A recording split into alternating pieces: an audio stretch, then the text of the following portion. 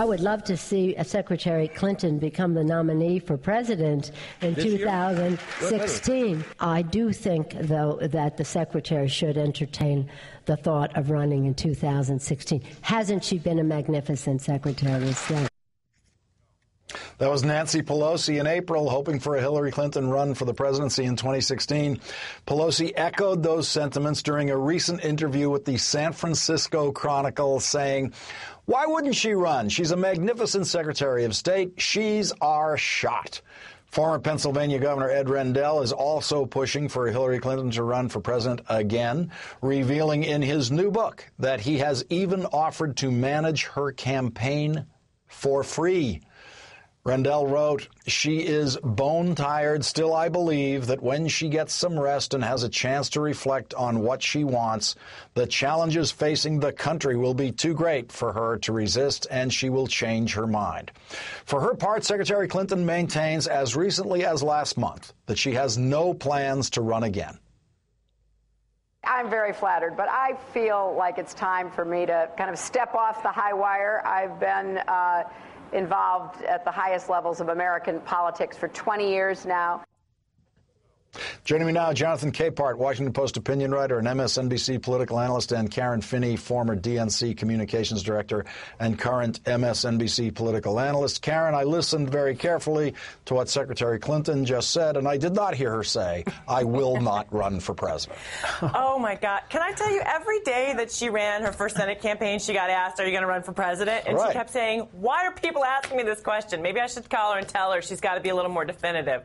You know, I am of the mind that she genuinely doesn't have that answer at this point. I mean, I genuinely believe she is exhausted and wants to, you know, and Lord knows she has earned a rest, to take a rest. And I think from there, figure out what she wants to do, which is what many of those of us, you know, most of us really want for her, is for her to get to pick what does she want to do for once.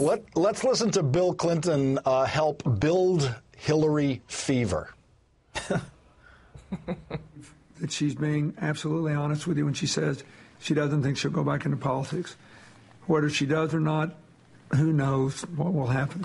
But if she comes home and we do this foundation stuff for the rest of our lives, I'll be happy. If she changes her mind, decides to run, I'll be happy.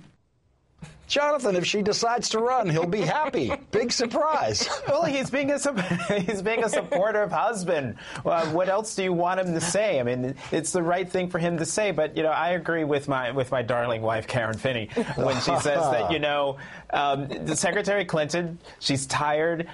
Folks want her to be able to just, as the Secretary said, get off the high wire that she's been on for the last 20 years and to rest and do what she wants to do. In an interview she did, I think last year or maybe a year and a half ago, she talked about how she looked forward to being a grandmother and, tending to her family and just taking some time off. And also, if she were to run in 2016, she's not going to have that much time off. The way the modern political cycle is, she'll be back into the game by 2014.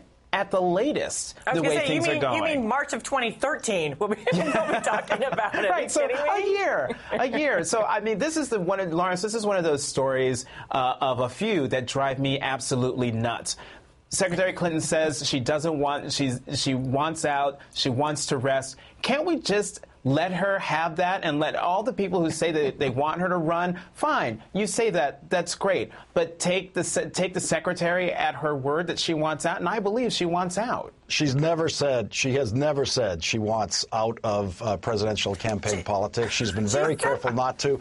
And let me tell you, to her insiders and to her fundraisers who are close to her, at least one of them has told me he's absolutely convinced that she's going to run, that she's absolutely locking it in now.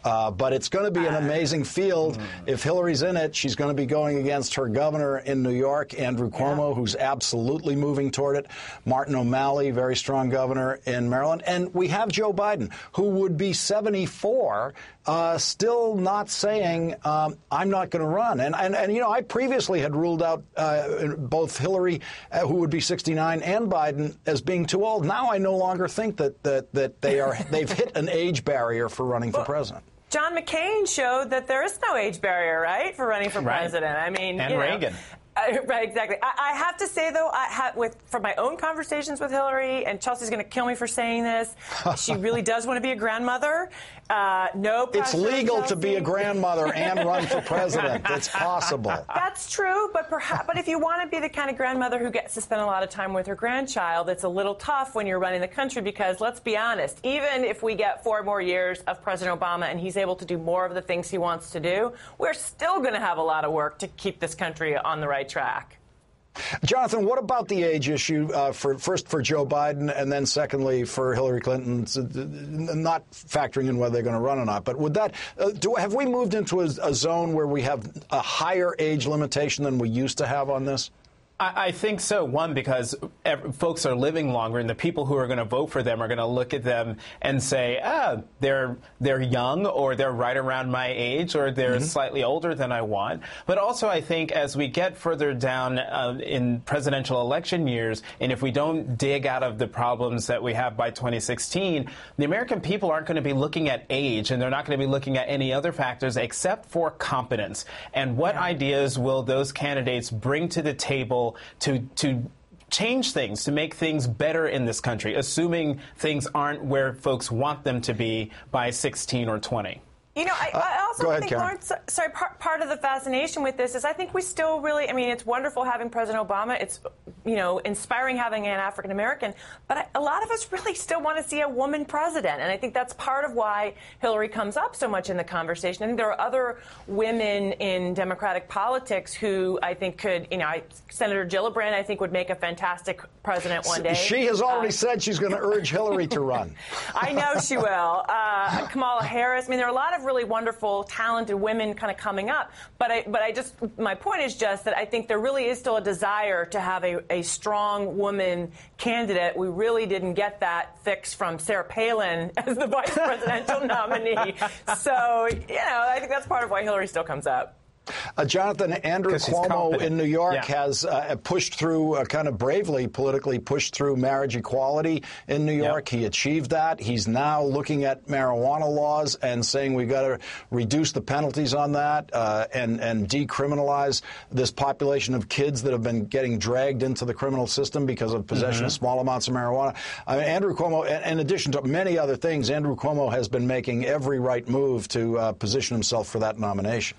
Well, sure, he's been taking leadership positions, and the marriage equality position he took is, really extraordinary. Keep in mind, he did that personally, shepherded that bill through to passage 6 months into his first term as governor of New York, something that lots of people thought was politically risky, but he provided the way for Governor O'Malley of Maryland, and also, I dare say, President Obama in terms of getting to yes on marriage equality. And so now what you're going to see, assuming that Maryland's marriage equality law does go through in January, we very well might see 2 leading contenders for the Democratic nomination, one of whom could become the nominee, and either one who gets it is someone who is for same-sex marriage. I think the days of a major political candidate, particularly in the Democratic Party, running who's not in favor of marriage equality is over. Right. Karen Finney and Jonathan Capehart. I'm placing my bet Hillary's going to run. Thank you both very much for joining me tonight. Thanks, Lawrence. Coming up, Alex Castellanos is in the rewrite tonight, not for interrupting Rachel Maddow on Meet the Press. Rachel already did a very fine job of handling herself on that. Alex Castellanos was back on Meet the Press this weekend, and he said some really nutty things about President Obama and President Bill Clinton, and that's what has him in the rewrite tonight. And later, New York State is making a big move toward decriminalizing marijuana. That's coming up.